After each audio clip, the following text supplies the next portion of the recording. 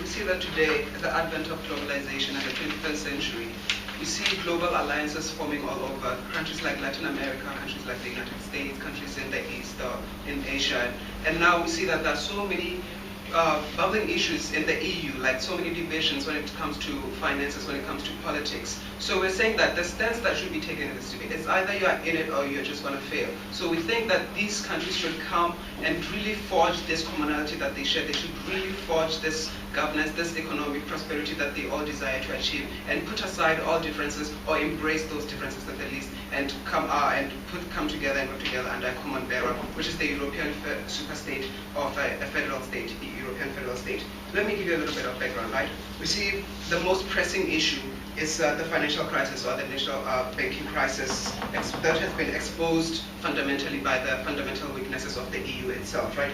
We see that there's disproportionate borrowing costs, like countries like Greece have to face high borrowing costs such as 7% and end up being unable to repay those costs, where countries like Germany, perhaps sure because of more better financial economic policies, end up paying lesser interest costs, right? We think this is something that is detrimental, because when disaster strikes, all these countries have to come together and fix that. Yeah. But from the beginning, they don't do that. So we think it's either you take the first step together and not just start complaining when you reach the destination and you see that somebody has been left behind. We think the first step should be all taken. We should all start together, right? We see that Germany has been taking some of these countries literally for a ride, right? It's been benefiting more than it's actually been inputting. Sure, it's been able to keep some sort of stability, but when it comes to dealing with negotiation, it has more power in terms of finance, and therefore this leverage is unbalanced, and it makes these negotiations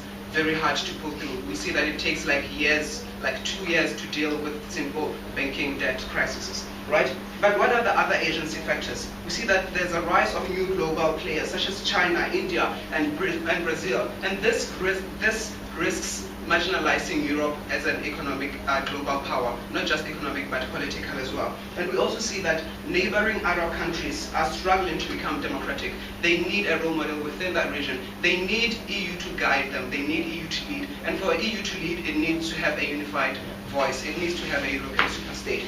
And lastly, we see that issues such as global warming, countries take different steps to some degree, so we need a radical systemic response, and for that system to work, it has to be via a European superstate. So we do need this EU making and leading contribution towards peace, justice, liberty, and economic prosperity.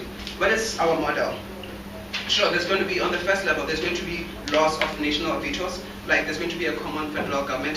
Certain countries will not have the individual right to just veto certain policies that reflect the amount of the economic prosperity. Like right now, Germany has about more than 50% of the power in the EU. That's why it can deadlock certain agreements. And then the second one is that there's going to be direct Europe-wide elections for a EU federal government. And the third one is the responsibilities of this European superstate. It's going to be in terms of economic policy, foreign policy, immigration, things such as central taxation and justice system that are needed, obviously, to support these factions and uphold some sort of accountability, so that there are still checks and balances, right? So that we don't just relinquish this power, but to make sure that this power is being used wisely. Okay, so nonetheless, while these countries are going to be losing overall independence, they're still going to retain considerable powers, such as culture, because we see that the main distinction with Europe is that they have these diverse cultures. So we think that it's something that should be left to these countries to uphold, so they can decide what they do, which language they choose to retain. There might be a European national language, but these states will still have these things like how they fund their education, how they deal with infrastructure, law and order. But the federal budget will still be up there, and then they'll have their own decisions, like that autonomy at the state level or at country level. So my argument today is going to be on economic governance. Before that, but UN has over 10 official languages. How can you centralize this into one language? Thank you. Two things. Already, even in the status quo, all European, the English language is used as the medium of instruction, but nonetheless, there are still allowances for interpreters at these, when they have EU meetings or when they have EU conferences. So we don't think language is a main issue. We're not going to be saying we're going to stop people using German, we're going to stop people speaking French or whatever. They're still going to have the right to have those languages, which is why we're giving the autonomy of these countries to control language, right?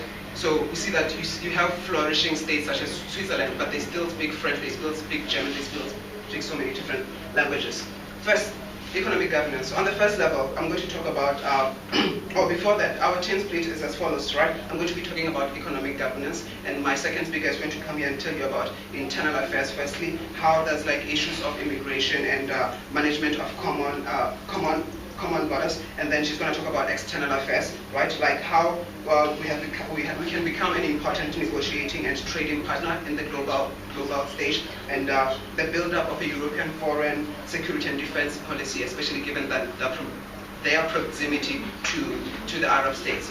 Right, but on my argument, economic governance. Firstly, we think that monetary union without economic and political union is dangerous and will never work, right? We see that when we have this EU superstate, government will have sufficient, the EU federal state will have sufficient own resources and the power actually to enact these European economic policies, right? There won't be all these deadlocks that we see that, there's this unbalance of power, the German countries or France have all these disagreements, because we see that there's still this political interest, but we want to unify these, right? So that currently there's a ceiling that stops these countries from looking for a greater goal of the EU, but rather looking for the goals of their own nations, right? We think that is detrimental, right? So we think an example is like with the European Stability Mechanism. It experienced initial decomposition, but it was greatly important in dealing with sovereign debt issues because it would help to lower interest rates and make it easier for countries such as Spain, such as Greece to get out of debt, right? So we think once you have a European superstate,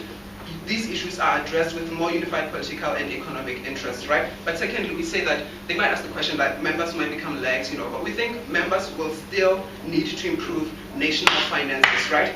Like current coordination of national finances is insufficient because it is not stringently monitored and streamlined. There's no rigid framework under which these countries need to concur or need to follow. We think once we formulate that, it's easier to deal with these structural problems that have been leading these countries into national debt, right? So it's to get a big step forward, we need oversight of the European federal state. We are very proud to propose.